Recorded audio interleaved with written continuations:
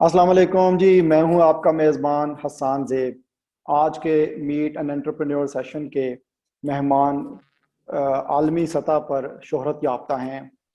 आपने पाकिस्तान में सबसे पहले सोशल एंटरप्रेन्योरशिप का कॉन्सेप्ट मुतारिफ करवाया। दुनिया में बिला सूद कर्ज़ों का सबसे बड़ा सिस्टम कामयाबी से चलाने वाले हमारे आज के मेहमान डॉक्टर मोहम्मद अमजद साकिब साहब। Sir, very warm welcome to you to this session with पाक साइकॉम। जी बिस्मिल्लाहिर्रहमानिर्रहीम जी। अस्सलाम वालेकुम आपको, आपके सुनने वालों को। तो मेरे लिए बड़ी खुशी का मुकाम है कि आपने मुझसे गुफ्तगू करने का फैसला किया। सर, बहुत शुक्रिया। सर, आपके इंट्रोडक्शन से स्टार्ट करते हैं। पाकिस्तान में आपका ताल्लुक किस जगह से है और आपकी एजुकेशन क्या है, फिर प्रोफेशनल करियर में आपने क्या क्या मुलाजमत की? जी, एक वस्ती पंजाब में एक छोटा सा शहर है कमालिया, वहाँ मैं पैदा हुआ और वहीं पर मैंने छठी जमात तक तालीम हासिल की, टूटे फूटे खस्ता हाल स्कूलों में और टाट पे बैठ के। तो बहुत अच्छे उस्ताद थे, अच्छे दोस्त थे बचपन में। तो वहीं से पढ़ने लिखने का शौक पैदा हुआ और वहाँ से निकल के मुख्तलिफ जगहों से होता हुआ ultimately I landed in government college of art FSc की मैंने वहाँ से की। तो that was the turning point के गवर्नमेंट कॉलेज, जिसके बारे में इशफाक अहमद साहब कहते हैं कि ये जो दरसगाह है इसमें सीन जायद है, यानी ये दरगाह है और ये सूफियों का मस्कन है और यहाँ पर दरवेश एक दरवेशाना माहौल है और एक बुलंद सोच, बुलंद फिक्र और बुलंद ख्याल जो लोग यहाँ पर पढ़ाते थे, पढ़ते थे। और उस हवाले से यहाँ पर जो भी आएगा वो एक मखसूस ज़ाब्ता हयात में, सोच और फिक्र में ढल जाएगा। और इकबाल की खुशबू भी है इसमें। तो उसके बाद फैज़ से लेके सूफी तबस्सुम और न जाने कितने बड़े बड़े अहले इल्म वहाँ पर, डॉक्टर मोहम्मद अजमल, अभी भी जो वहाँ पर ये रवायत चल रही है। तो वहाँ से मैंने एफएससी की, बहुत कुछ सीखा, इल्म भी, अदब भी, ज़ाहिर मेडिकल प्रोफेशन था उसको मैं परसू कर रहा था। वहाँ से किंग एडवर्ड मेडिकल कॉलेज में पहुँच गया, तो वहाँ से एमबीबीएस किया। उसके बाद ये सोच आई कि शायद ये शोबा मेरे लिए मुनासिब नहीं है, मेरी सलाहियत के लिए। तो फिर मैंने एक अहम फैसला किया कि मेडिसिन को छोड़ के सिविल सर्विस को ज्वाइन किया। तो उसमें भी 10-15 साल मुख्तलिफ जगहों पर आमला पाई होती रही, कुछ देखा, कुछ सुना, कुछ सीखा और बहुत कुछ हासिल किया। गुर्बत को करीब से देखा और गवर्नेंस के निज़ाम की खामियां देखी और देहातों में क्या गुजरती है एक आम आदमी की जिंदगी में। तो उस हवाले से बहुत कुछ। तो फिर एक दिन दोबारा से ये ख्याल आया कि ये भी वो मुकाम नहीं है, किसी और मंजिल की तरफ बढ़ना चाहिए। तो वहाँ से मैंने इस्तीफा दिया और फिर अखुवत नामी अदारे की अल्हम्दुलिल्लाह अल्लाह ताला ने ये एजाज़ बख्शा कि इसकी बुनियाद रखी, जिसका मकसद ये है कि हम एक ऐसे मुआशरे की तामीर के लिए काम करें जिसमें हर शख्स को इज्जत और एहतराम से जिंदा रहने का मौका मिले। ये तो हुकूमत का विजन है, लेकिन विजन के पस मंजर में जो फलसफा है वो मवाखात मदीना है। यानी नबी पाक सल्लल्लाहु अलैहि वसल्लम ने एक बड़ा सादा सा असूल बताया कि अगर माशरे में दो तरह के तबकात हों, हैव्स और हैव नॉट्स, खुशहाल और गरीब, तो अगर वो दोनों एक दूसरे से हाथ मिला लें, तो दोनों एक दूसरे की मदद का फैसला कर रहे हैं, ईसार और कुर्बानी के जज्बे से सरशार होकर, तो जो निचली सतह पर लोग रहते हैं वो बगैर भीख लिए किसी मोहब्बत और भाईचारे के तस्वर के तहत वो ऊपर उठ सकते हैं। तो ये आपने सुना भी है, देखा भी है, तारीख की किताबों में ये ज़र्री रवायत लिखी गई है कि कैसे मदीना में एक नया मुआशरा जन्म लेता है। तो फिर हमने ये सोचा कि ये काम आज के अहद में भी तो बढ़ाया जा सकता है। ये महज कोई वाक़या तो नहीं है कि जिसको हम तारीफ करें, पढ़ें और फिर किताबों में बंद करके ताकि नसिया की जीनत बना दें। ये तो इसलिए है कि इसको दोहराया जाए। तो यही सोच के हमने कहा कि पाकिस्तान में अगर दो तबकात हैं, हैव्स और हैव नॉट्स, क्यों ना उनके दरमियान में भी मवाखात का ये रिश्ता कायम किया जाए और वो एक दूसरे का हाथ थाम के कहें कि हम एक दूसरे के लिए काम करेंगे। यानी जो اہل ثروت ہیں وہ کہیں کہ میری خوشیاں ان لوگوں کے لیے بھی ہیں جن کے پاس خوشی نہیں ہے، جن کے پاس امید نہیں ہے، جن کے پاس آگے بڑھنے کا حوصلہ نہیں ہے۔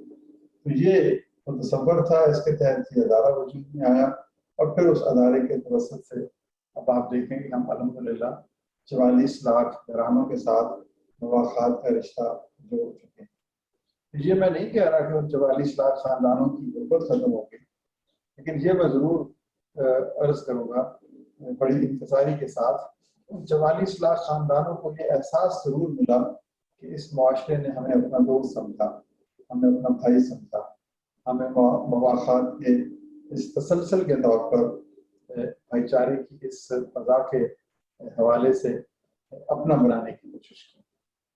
اور آپ سمجھتے ہیں اس بات کو کہ غربت جو ہے یہ مال و دولت سے محرومی نہیں ہے، دراصل اکیلے رہ جانے کا نام ہے۔ جب کوئی شخص پوری دنیا میں ساتھی کی تلاش میں بھٹک رہا ہو اور اسے کوئی کندھا نہ ملے جس پہ سر رکھ کے وہ آنسو بہا سکے تو وہ غریب ہے۔ یہ ہے مواخات، اور یہ ہے مواخات کا عہد حاضر میں ایک عملی مظاہرہ، اور اس کا اصل اس کامیابی کی بنیاد تو یہ تصور ہے، اور پھر جو اس کے ساتھ قرض حسن کا تصور جڑا، اور پھر آپ جیسے لوگ ہیں جنہوں نے اس تصور کو مضبوط کیا، ہمارا ساتھ دیا، اور پھر وہ لوگ ہیں جنہوں نے اس نظام کے تحت چھوٹے قرضے بغیر سود کے لیے اور 100% کی شرح سے واپس۔ یہ مختصر سفر ہے کمالیہ کا، وہ ٹوٹا پھوٹا اسلامیہ پرائمری اسکول وہ بھی میرے ذہن میں ہے، اور پھر گورنمنٹ کالج لاہور کے مقدس در و دیوار اور وہاں کی علمی ادبی اور روحانی فضا بھی میرے ذہن میں ہے، اور پھر کنگ ایڈورڈ میڈیکل کالج جہاں سے میں نے درد مندی کا سبق لیا وہ بھی، اور پھر سول سروس کی جو دشت نوردی اور اس کے جو صحرا ہیں، اور پھر اس کے بعد میں کچھ عرصہ امریکہ میں بھی پڑھتا رہا، امریکن یونیورسٹی میں میں نے انٹرنیشنل ڈیولپمنٹ میں تعلیم حاصل کی۔ لیکن اس سارے عرصے کے دوران اقبال کا ایک شعر میرے ہم رکاب رہا کہ خیرہ نہ کر سکا مجھے جلوہ دانش فرنگ، سرما ہے میری آنکھ کا خاک مدینہ و نجف، یعنی یہ خاک مدینہ و نجف کی روشنی تھی جس نے کسی در نیاز پر جھکنے نہ دیا، اور اسی کی کوکھ سے پھر مواخات کا یہ تصور سامنے آیا۔ سر بہت شکریہ۔ جب خاک مدینہ کو انسان اپنی آنکھ کا سما بنا لے تو ظاہر ہے اس طرح کی انسپریشن ملتی ہے۔ ہم اخوت کے بارے میں ضرور بات کریں گے۔ جو امپورٹنٹ چیز ہے وہ ہمارے آج کے یوتھ کے لیے کہ آپ نے آپ کے پروفیشنل کیریئر میں اور اپنے ذاتی جو آپ کی زندگی تھی اس میں ایک کنٹراڈکشن آ رہی تھی۔ آپ نے میڈیکل کو جوائن کیا، اس کے بعد سول سروس کو جوائن کیا، پاکستان میں بڑے زبردست پروفیشنز ہیں یہ، ان کو چھوڑا آپ نے اور پھر آپ آئے اخوت کی طرف۔ اس کے بارے میں سر کچھ بتائیے گا، کتنا ڈیفیکلٹ ڈیسیجن تھا یہ؟ حسان صاحب یہ کنٹراڈکشن تو ہے نہیں، یہ تو ایک تسلسل ہے، یہ تو ایک ارتقا ہے۔ انسان اپنی زندگی میں آگے بڑھنا چاہتا ہے اور اس کو وہی کام کرنا چاہیے جو اسے اچھا لگتا ہے۔ تو زندگی کے کسی بھی مرحلے پر آپ کو یہ سمجھ اگر آ جائے میری صلاحیتیں اس کام کے لیے موزوں ہیں تو پھر آپ وہی کام کرنا چاہیے نا آپ کو۔ تو یہ ایک دریا ہے، وہ کبھی پہاڑوں میں ہوتا ہے، کبھی وادیوں سے گزرتا ہے، کبھی صحراؤں سے گزرتا ہے۔ تو انسان بھی ایسا ہی ہے کہ اگر اسے یہ پتا ہو کہ میری منزل کیا ہے، اللہ تعالیٰ اس کو یہ شعور دے دے تو پھر اس کے لیے راستہ بدلنا دراصل اس منزل کے حصول کا ذریعہ ہے، تضاد نہیں ہے۔ تو میں نے جو کچھ بھی کیا الٹیمیٹ آبجیکٹو تو یہی ہے نا کہ ہم خدا کے حضور پیش ہو کر سرخرو ہو سکیں۔ تو ہمیں حال سے زیادہ مستقبل کے بارے میں سوچنا ہے کہ ہماری انتہا کیا ہے، تو اس کے لیے پھر راستے بدل سکتے ہیں۔ تو الحمدللہ مجھے کبھی بھی یہ محسوس نہیں ہوا کہ میں نے کوئی غلط فیصلہ کیا۔ یہ اللہ تعالیٰ کا خاص کرم ہے کہ مجھے جو بھی میں نے راستہ اختیار کیا وہ میرے لیے آسانیاں پیدا کرنے کا باعث بنا۔ اب آپ خود سے سوچ لیجئے اگر میں سول سروس میں ہوتا تو آج 22ویں گریڈ میں ریٹائر ہو کر کسی اور آدمی کی نوکری ڈھونڈنے کی کوشش کر رہا ہوتا تو کیا تھا اس میں؟ ٹھیک ہے آپ کو وقتی طور پر بڑی شان و شوکت اور جاہ و جمال نظر آتا ہے اور ایک بڑا سا دفتر ہے اور ہٹوں بچوں کی صدایں ہیں، نیلی پیلی بتیاں ہیں، تو چھوٹا موٹا طاقت کا نشہ ہے، لیکن کتنے لوگ آتے ہیں کتنے لوگ چلے جاتے ہیں. تو اس کی نسبت اب میں جو کام کر رہا ہوں تو خدا کی نوکری اچھی نہیں ہے. کون سی نوکری اچھی ہے کہ یہ ایک سجدہ جسے تو گراں سمجھتا ہے ہزار سجدوں سے ہزار دیتا سجدوں سے ہے دیتے ہیں. نجات. تو یہ سجدہ کیا اچھا نہیں ہے کہ ہم اس کے حضور سجدہ ریز ہو کر اسی سے مانگ لیں، تو بجائے اس کے کہ کبھی کسی کے ہاں کبھی کسی کے ہاں. تو یہ میری ساری زندگی جستجو ہے کوئی ایک اچھا کام کرنے کی. تو راستے بدلنے کا مقصد مطلب یا مفہوم تضاد نہیں ہے، بلکہ وہ تو ایک اٹل حقیقت ہے کہ آپ کی کمٹمنٹ اپنے منزل سے اتنی گہری ہے کہ آپ کہتے ہیں نہیں یہ کام جو اچھا جس طریقے سے ہو سکتا ہے مجھے وہی کرنا چاہیے. سر یہ ہر انسان جو ہے وہ ڈاکٹر محمد امجد ثاقب نہیں بن سکتا. آپ نے جو ریلیجیس انسپریشن ہے اس کا تو ذکر کیا. یہ اخوت کی جو بیسز ہیں وہ سائنس کے کن بنیادی اصولوں پر قائم ہیں؟ دیکھیے پہلی بات تو یہ کہ ہر انسان ڈاکٹر امجد ثاقب سے بہتر انسان ہے. میں تو سمجھتا ہوں کہ میں تو بالکل یہ اچھا برا ہونے کا فیصلہ تو وہ تو خدا ہی کرے گا اور وہ اس روز کرے گا جب ایک دربار سجے گا. تو بہرحال یہ آپ کی اور میری ہم سب کی یہ کاوش تو ہے کہ ہم اچھا بننے کی کوشش کریں.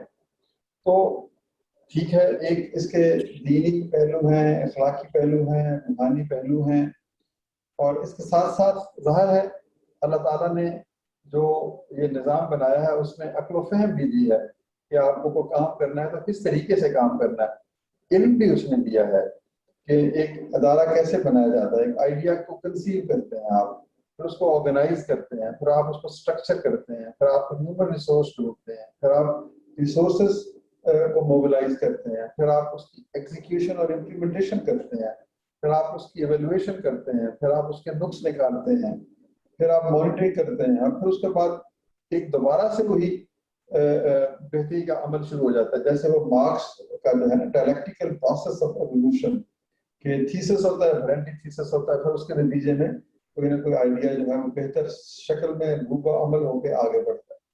تو ہماری خوش قسمتی یہ ہے کہ جہاں خاک مدینہ اور نجف جو ایک زندگی کا ایک بہت بڑا انعام تھا، وہیں پر ہمیں اعلیٰ تعلیم کا موقع بھی ملا اور ہمیں یہ احساس ہوا کہ ادارے کیسے بنتے ہیں اور ادارے کس طریقے سے مینیج کیے جاتے ہیں. تو یہ بھی اللہ تعالیٰ کی فضل و کرم ہے نا کہ وہ جب کوئی کسی کو کام دیتا ہے تو اس کام کو ادا کرنے کی صلاحیت بھی بخش دیتا ہے. تو دونوں چیزیں ہیں، اس کے روحانی اخوت کے روحانی پہلو بہت بڑے ہیں.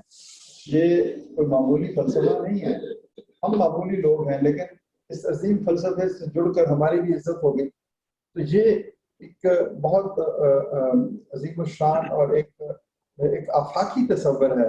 انسانی بھائی چارے کی ہم بات کر رہے ہیں نا، یعنی اللہ جو ہے وہ رحمت رب العالمین ہے، اور یعنی وہ جانوروں کا بھی رب ہے، انسانوں کا بھی رب ہے، مسلمانوں کا بھی رب ہے، غیر مسلموں کا بھی رب ہے، اور اسی طریقے سے نبی پاک صلی اللہ علیہ وآلہ وسلم رحمت للعالمین ہے. تو جو اخوت یا مواخات ہے یہ ایک عالمگیر بھائی چارے کا تصور ہے. تو یہ پھر جب آپ اس تصور کے ساتھ چلیں گے، اس کے سائے میں آپ پناہ لیں گے، تو پھر ضرور کامیابی ہوگی، بشرطے کہ آپ کی نیت نیک ہے اور آپ اس کو ایک عشق کے انداز میں اس سے محبت کرتے ہوئے زندگی وقت کر دیں اس تصور کی. یہ دنیا کے کتنے ڈفرینٹ کنٹریز میں اخوت جو ہے وہ کام کر رہی ہے اپنا، اور آپ کتنے بین الاقوامی سطح پر کتنے فورمز پہ اسے ریپرزینٹ کر چکے ہیں؟ جی بے شمار ممالک میں ایک ولولہ تازہ دیا میں نے دلوں کو، لاہور سے لے کر تا خاک بخارا و سمرقند. کیا وہ شعر مجھے پوری طرح یاد نہیں آ رہا. ہم نے پاکستان کے جنوبی ایشیا میں، افریقہ میں، یورپ میں، امریکہ میں، نارتھ امریکہ میں بے شمار ممالک میں. اور بلکہ میں تو آپ کو بتاؤں گا کہ میں رک جاتا ہوں اللہ تعالیٰ کے حضور شکرانے میں کہ اقوام متحدہ میں 85 ممالک کے مندوبین کے روبرو بھی ہمیں مواخات کا یہ نعرہ بلند کرنے کا موقع ملا. تو یہ خوشبو ہے، پھیلتی چلی جائے گی. اور ہمیں امید ہے کہ اب ہم جس طرز عمل کو اپنا رہے ہیں، ہم چاہیں گے کہ یہ تصور بعین ہی دوسرے ممالک میں بھی اس کو عمل کیا جائے.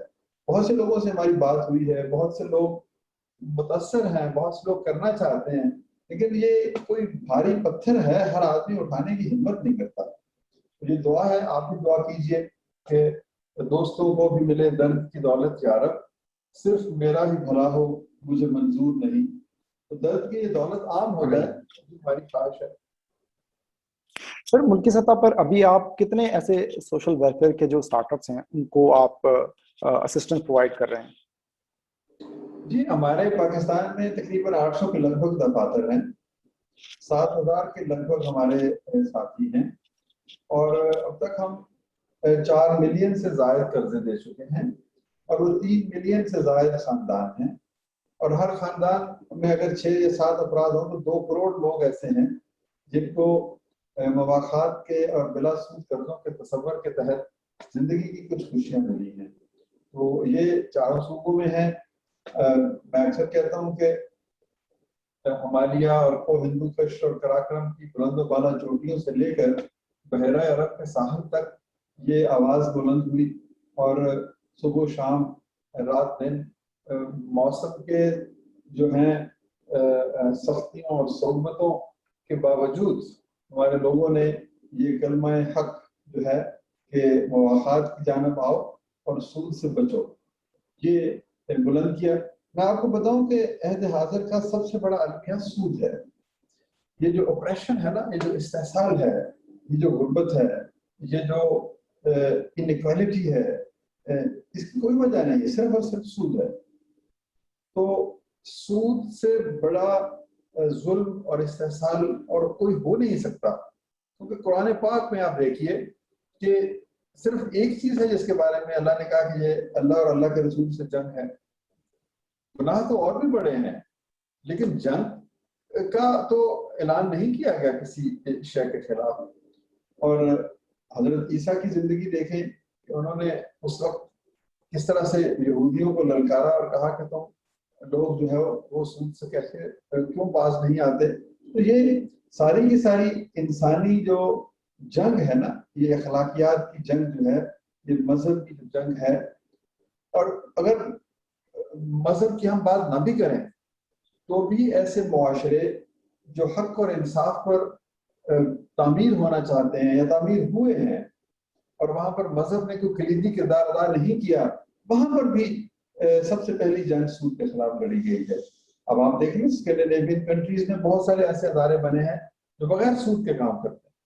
تو سود کے خلاف جنگ جو ہے، جس دن اس جنگ میں ہر شخص شامل ہوگا، آپ ایک خوبصورت، ایک متوازن، ایک پر امید جو ہے دنیا اور سماج، اس کی تعمیر میں یقیناً کامیاب ہو جائیں. جی یقیناً. سر ایک ہماری سوسائٹی میں ایک اور محروم طبقہ ہے، ٹرانسجینڈرز. ان کے لیے بھی اخوت نے ایک پروگرام سٹارٹ کیا ہے، اس کے بارے میں کچھ بتائیے گا. جی ظاہر ہے، دیکھیں جب ہم نے کہا کہ ہم غریبوں کے لیے کام کریں گے تو ہم نے پھر سوچا کہ سب سے زیادہ غریب کون ہے. کسی کے پاس علم نہیں ہے وہ بھی غریب ہے، کسی کے پاس دولت نہیں ہے وہ بھی غریب ہے، کسی کے پاس چھت نہیں ہے وہ بھی غریب ہے، کسی کے پاس روزگار نہیں ہے وہ بھی غریب ہے، کسی کے پاس ووٹ کی طاقت نہیں ہے وہ بھی غریب ہے، کسی کے پاس شناختی کارڈ جیسی پہچان نہیں ہے وہ بھی غریب ہے، کسی کا کوئی دوست نہیں ہے تو وہ بھی غریب ہے. تو اگر کوئی ایسا شخص ہو جس کو غربت کے یہ تمام مظاہر اس کے اندر موجود ہوں تو وہ کتنا غریب ہوگا. تو آپ ایک لمحے کے لیے سوچئے نا، میں آپ کی سوچ کو ذرا اس کو آپ کے تخیل کو اس طرف لانا چاہتا ہوں کہ وہ غربت کی کتنی بڑی انتہا ہے کہ ایک آدمی نہ دوست ہے، نہ ماں باپ ہیں، نہ بہن بھائی ہیں، نہ گھر ہے، نہ کوئی نوکری دیتا ہے. ایک جسے کہتے ہیں نا کہ خزاں رسیدہ درخت کے پتے کی طرح کبھی ادھر اور کبھی ادھر ٹھوکروں کا وہ نشانہ بنتا ہے. سیکس ورکر کے طور پر وہ استعمال ہوتا ہے, اور کیا کیا ظلم و ستم ہے. تو کوئی ڈاکٹر علاج نہیں کرتا, کوئی ان کو غریب نہیں پھٹکنے دیتا, کوئی اس سے ہاتھ نہیں ملاتا. تو ایسے لوگوں کو اگر ہم محبت نہیں کریں گے تو ہم ایک اچھا معاشرہ نہیں بنا سکتے. تو اس لیے ہم نے کہا کہ بھائی ان کو بھی تو کچھ, یہ ہمارا کوئی بڑا بہت بڑا پروگرام نہیں ہے, یہ ایک ماڈل کریٹ کیا گیا ہے. ہمارے پاس تقریباً 2000 کے لگ بھگ خواجہ سرا ہم نے اس میں منسلک کیے ہیں. تو اس ملک میں کم از کم کوئی 10 15 20 ہزار خواجہ سرا ہیں. اب آپ مجھے یہ بتائیے کہ اگر ایک چھوٹا سا ادارہ 2000 خواجہ سراؤں کو اپنے گلے سے لگا سکتا ہے, ان کو امید دے سکتا ہے, ان کو حوصلہ دے سکتا ہے, تو 15-20 ہزار کے قریب جانا کو مشکل کام ہے. تو یہ تو وہ جو کہتے ہیں نا کہ ہر چارہ گر کو چارہ گری سے گریز تھا, ورنہ جو اپنے دکھ تھے بہت لادوانا تھے. مجھے کوئی ایسا مسئلہ تو نہیں ہے. تو یہ ہم نے ماڈل اس لیے بنایا کہ حسان صاحب آپ بھی کوئی 2-4 خواجہ سراؤں کو اپنا بنائیں, یہ احمد صاحب بھی بنائیں. یہ ایک تحریک ہے. جو این جی اوز ہوتی ہیں نا, این جی اوز, ان کا کام ہوتا ہے ماڈل کریٹ کرنا. ان ماڈلز کو پھر اسکیل پہ لے جانے کے لیے یا ریپلیکیشن ہوتی ہے, یا ریاست آتی ہے, یا پرائیویٹ سیکٹر آتا ہے. تو اب آپ دیکھیں کہ خواجہ سراؤں کے موضوع پر گفتگو شروع ہو گئی جب سے حکومت نے یہ کام شروع کیا. ہر آدمی حیرت سے دیکھتا ہے جی آپ خواجہ سراؤں کے ساتھ کام کرتے ہیں.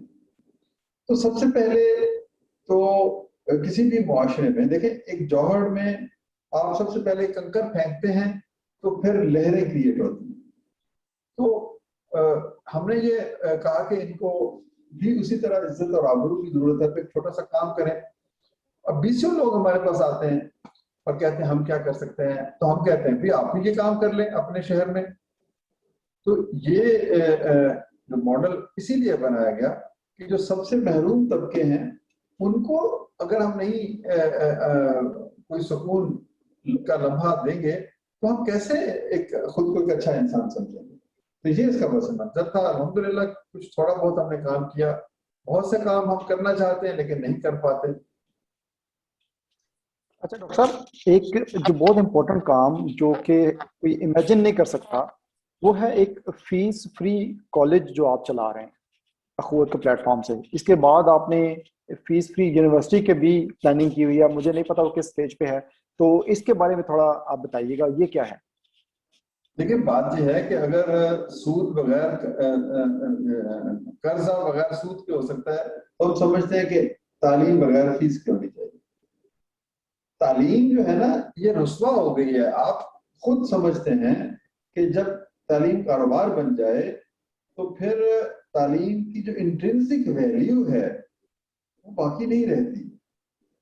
یہ بات تو درست ہے کہ تعلیم کے اوپر خرچہ تو ہوگا, اساتذہ کو تنخواہیں ملنی ہیں, عمارتیں بننی ہیں, معاملات چلنے ہیں. تو اس کے لیے جو لوگ فیس ادا کر سکتے ہیں وہ ضرور فیس ادا کریں.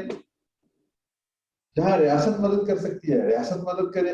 لیکن وہ لوگ, وہ بچے جو فیس ادا نہیں کر سکتے, ان کا کون والی وارث ہے, وہ کیسے پڑھیں گے. تو ہم کوئی انوکھی بات نہیں کر رہے. ہم کہتے ہیں کہ بھائی آج پڑھ لو, 10 سال کے بعد فیس دے دینا.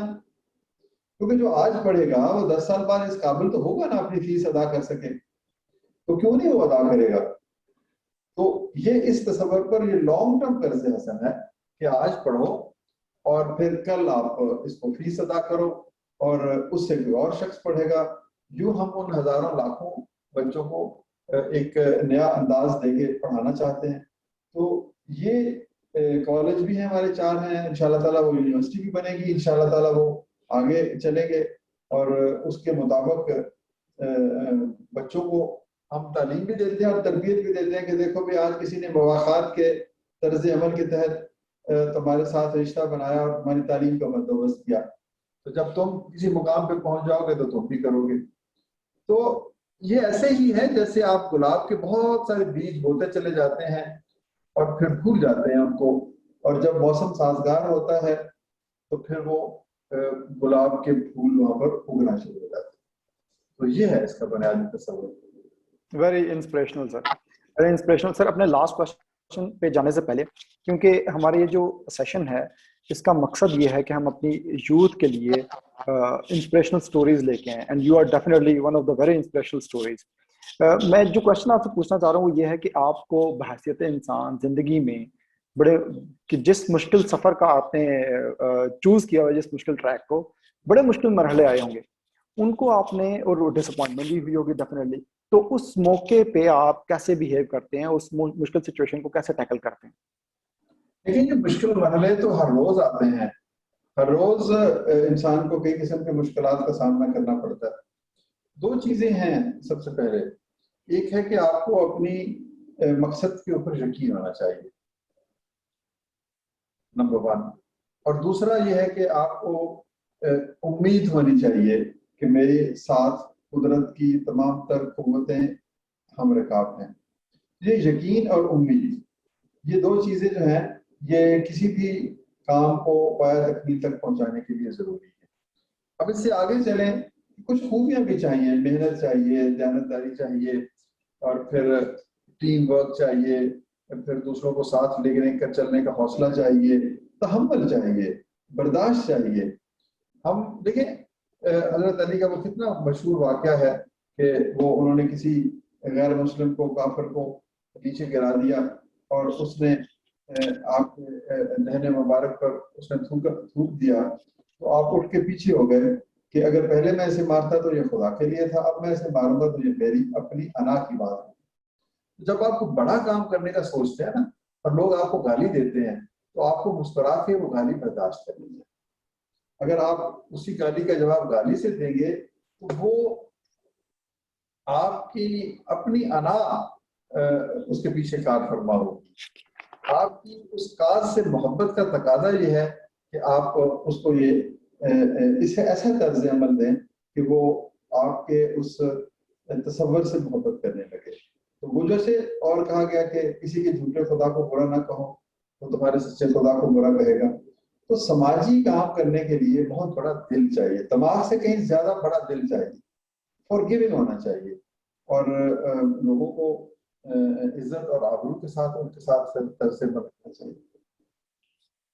ڈاکٹر صاحب آج آپ کی طبیعت بھی ناساز تھی، اس کے باوجود آپ نے ہمیں ٹائم دیا. سیشن کو وائنڈ اپ کرنے سے پہلے میں یہ ریکویسٹ کروں گا، ویسے تو آپ کا پورا سیشن ہی فل آف ایڈوائسز تھا، کوئی خاص پرٹیکولر ایڈوائس جو آپ ہماری یوتھ کے لیے، ہماری قوم کے لیے، اس پاکستانی معاشرے کے لیے آپ دینا چاہیں ہمارے ویورز کے لیے؟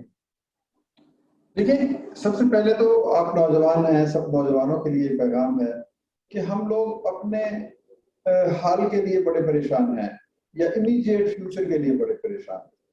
ہمیں لانگ ٹرم فیوچر کے بارے میں سوچنا چاہیے، آنے والی جنریشنز کے بارے میں سوچنا چاہیے کہ ہم کیسا ماحول بنائیں گے تو کیسے یہ دنیا تعمیر ہوگی، کیسے دنیا بدلے گی. ایک بڑی سوچ کو ہمیں اپنے ساتھ لینا چاہیے. دوسری بات چیز یہ ہے کہ ہر آدمی کو ایک ویژن بنانا چاہیے اپنا، کہ میری زندگی میں آنے کا مقصد کیا ہے اور میں کیا کر سکتا ہوں.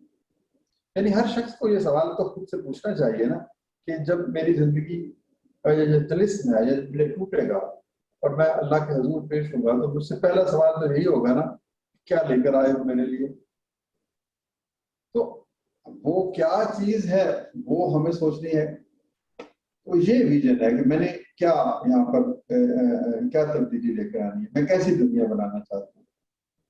پھر اس کے بعد آپ کی وابستگی، آپ کا عشق کتنا گہرا ہے اس ویژن سے.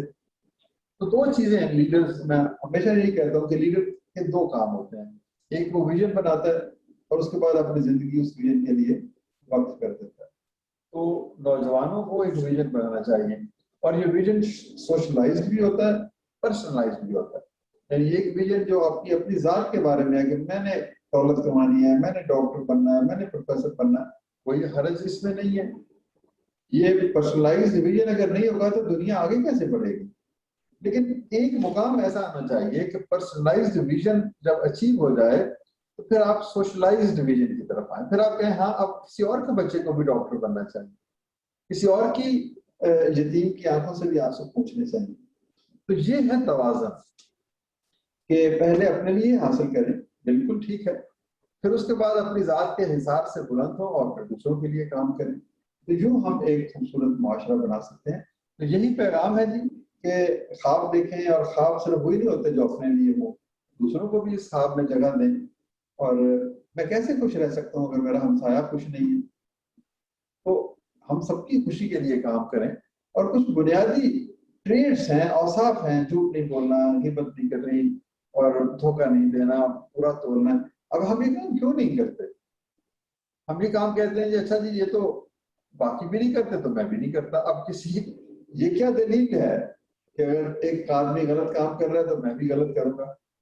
یہ دلیل خالق کائنات کے روبرو سچی ثابت نہیں ہو سکتی کہ میں نے اس لیے غلط کام کیا کہ میرا دوست غلط کام کرتا تھا. تو ہمیں اپنی انفرادی زندگی کو تعمیر کرنے کے لیے یہ سوچنا ہے کہ ہماری تخلیق کا مقصد کیا ہے, اور پھر اس مقصد کو ہم نے حاصل کر سکتا. ڈاکٹر صاحب, اخوت کے بارے میں پہلے بہت کچھ پڑھا بھی, سنا بھی, لیکن جو آج اخوت کے بارے میں ہمیں نو ہاؤ ملی اس سے پہلے نہیں تھی. سر آپ کا بہت شکریہ, آپ نے ہمیں بڑے بزی اسکیڈول میں سے ٹائم دیا, اور پلس آپ کی طبیعت بھی جیسے میں نے پہلے کہا ناساز تھی. ہماری دعا ہے کہ اخوت دن دگنی رات چوگنی ترقی کرے, اور ہم جیسے لوگوں کو بھی اس میں کنٹریبیوٹ کرنے کا اللہ تعالیٰ موقع دے. سر ونس اگین بہت بہت شکریہ. ایک بات آپ سے کہوں کہ اخوت جو ہے نا, آپ بھی اخوت ہیں. اخوت دراصل دو پہلو ہیں اخوت کے. اخوت ایک ادارہ ہے اور اخوت ایک فلسفہ ہے. آپ ادارے کے ساتھ بے شک کام کریں یا نہ کریں, لیکن یہ فلسفہ تو آپ کا بھی ہے, میرا بھی ہے. مواخات مدینہ آپ کی روایت بھی ہے, میری بھی ہے. تو آپ مواخات کو ضرور اپنائیں. یہ بھی ایک پیغام میرا سمجھ لیں کہ آپ کسی ایک شخص کے ساتھ مواخات کا رشتہ جوڑ لیں, اس کا مطلب آپ نے اپنی اخوت بنا لی. تو جب یہ بہت ساری اخوت بنے گی تب جا کر ایک اچھا معاشرہ جنم لے گا. تو میں مشکور ہوں کہ آپ نے مجھے موقع دیا. انشاءاللہ پھر کبھی کتابوں کے موضوع پہ بات کریں گے جو میں نے کتابیں لکھی ہیں. تو اس کے علاوہ بھی کئی اور موضوعات ہیں. کیا کہتے ہیں وہ, بنتی نہیں ہے باداؤ ساگر کہے بغیر, بہت ساری اور چیزیں موضوعات ہیں, بات کریں گے آپ سے. سر بہت شکریہ, thank you so much sir, well looking forward to that.